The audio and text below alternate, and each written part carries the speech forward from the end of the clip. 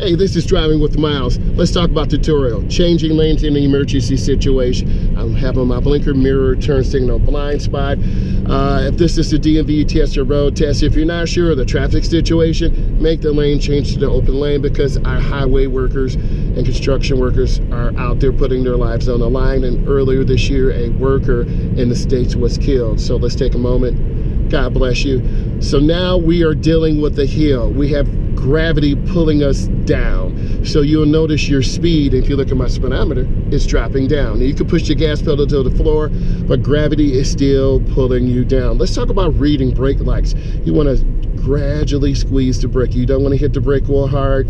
You want to keep space, and then you gradually want to increase your speed. A lot of students lack acceleration control or braking control. I try to teach my students to wear thin sole shoes. We're smoothly on the gas, letting gravity pull us down. You're scanning the intersection left, middle, right. You're looking for people who are using blinkers, people who are not. That's called being a defensive driver.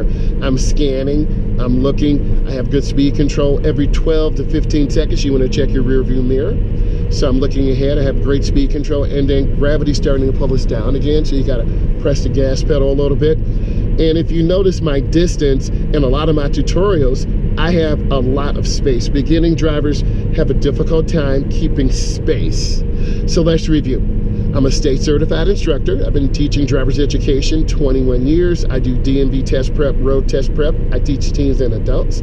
I need you to give this a thumbs up. And if you find that it brings you value, and that's the setup. You saw how the driver just cut off, keep space. And if you find this of value, give it a thumbs up and subscribe. I have some great content coming in the next few days.